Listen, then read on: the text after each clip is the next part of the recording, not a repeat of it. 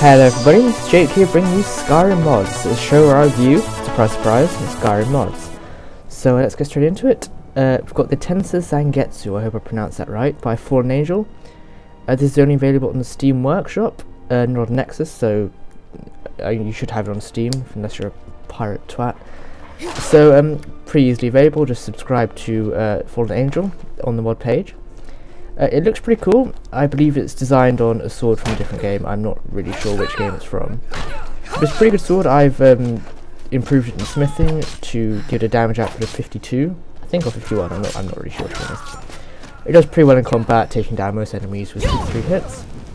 You can just see me here just destroying some bandits. And as I kill this guy, it'll bring us nicely onto our next mod that I will show you. See, she just destroys that guy there. The next mod is the Dance of Death. It is a kill moves mod from Zangetsu-Dance, which is an interesting name. Now this is available on both Steam Workshop and Skyrim Nexus. Basically what it does, it adds a spell to the game called a Dance of Death, and it's activated by pressing Z, which is your shout button, or it should be if you're using default. And you can change the probability of getting a kill move, 10%, 100%, anything. And it also adds a lot of new kill moves into the game, such as this one that won there before. It has a variety of new kill moves, to the point where he's actually made it so that new kill moves are unlocked as you go up in the levels with your like your one-handed, your two-handed, your archery. The next mod is Crimson Tide. This is a blood mod. Now the original blood in Skyrim looked terrible in my opinion. It just looked like gunk.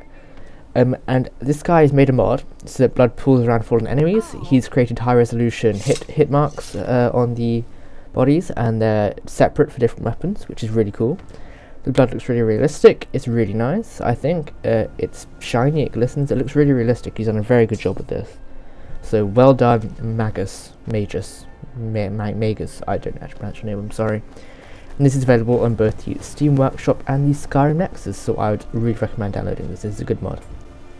And the next mod we have, and the biggest part of this show, is the Crystalis. It is a house mod, so it adds a house into the game called the Crystalis. And on the Steam Workshop page it says it's designed mainly for mage characters, and I can understand why. I mean, look at the place. It's like some kind of a sci-fi movie. It's amazing. He's put a lot of work into this, you can tell. Big house, it's got everything you'll ever need. It's got mannequins, it's got the weapon racks, all these enchanters, arcane enchanters. It's actually called a moon enchanter. He changed the mesh and the texture of it to turn it into something called a moon enchanter, which works in exactly the same way, but it just looks different. So that thing you just saw, the relocation plane.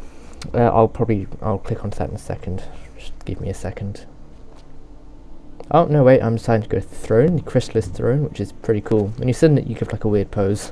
You look like a bit of a knob, in my opinion, but whatever.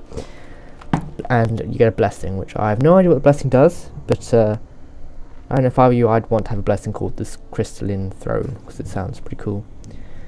So on the relocation plane, it takes you all these different glowing things, and if you click onto any of them, it takes a different part. So you've got living areas, storage, mannequins, smithing, gardens, temple, everything.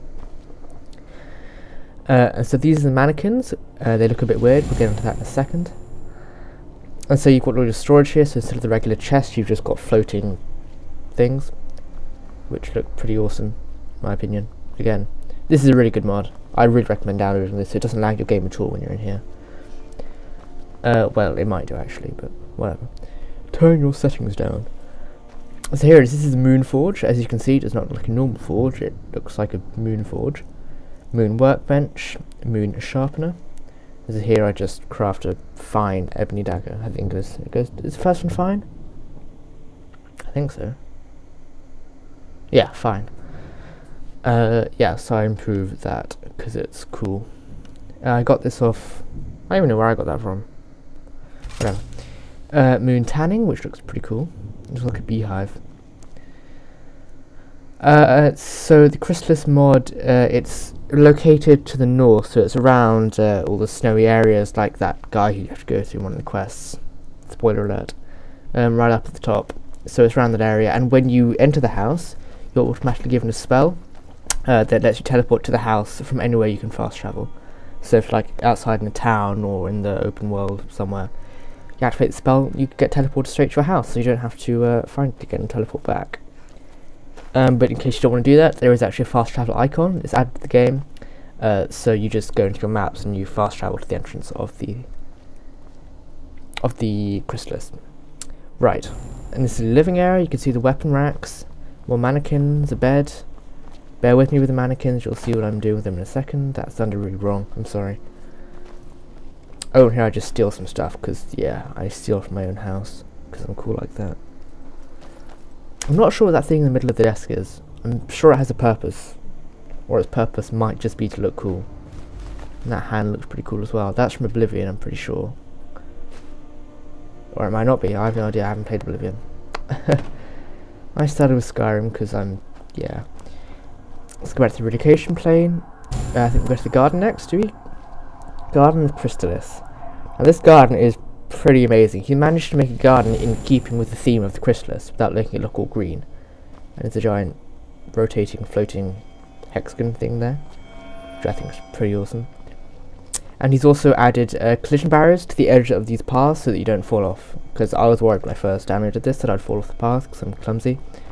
But if you're above the void, then you won't fall off. There's no way you can fall off unless you're really, really clever or stupid, either way. And so it's got pretty much everything in that garden. Onto the alchemy lab, he sort of changed the textures of it to make it in keeping with the whole theme. So he's added like the what colour is this? It's like a sort of bluey silver. It's ice, basically. Daedra heart there, I take that because they're really valuable and you can do stuff with them. Again, I'm stealing from my own house because I'm cool like that. Okay, on to the mannequins. Now this is called the Sexy Mannequins mod by Vyktoria. It's not quite what it sounds like, I don't think. Not by Vyktoria, what am I talking about? They're called Vyktoria. Mannequins are called Vyktoria. He gave them a name, like, you know. The guy's called Chokehold, it might be a girl, but I don't really know any girls who call themselves Chokehold. And this is available in Steam Workshop and Skyrim Nexus. And you can actually change the poses of these mannequins, which I think is really cool, but they look kind of stupid in some of them, like. And sometimes they get stuck in certain poses, so you have to keep spamming the change pose button until they do something. Yeah, so he goes, or she goes into the, it's called the Wounded One pose. You can see in the top left hand corner of the screen what the poses are called. Now, drinking, I'm not sure where she poured that goblet from. I don't really want to know, because it probably smells. And so here, she sort of gets stuck in the cowering position. And I have to click the change pose button a few times to get her out. So that's the only issue with this mod, but apart from that, it's a pretty cool mod. There's also a male version, called, I don't even know what it's called. It's the same thing, just type in Sex Mannequins into Steam Workshop or Nexus and it'll come up with these. And of course you give Vyktoria your armor, your weapons, and she'll pose with that.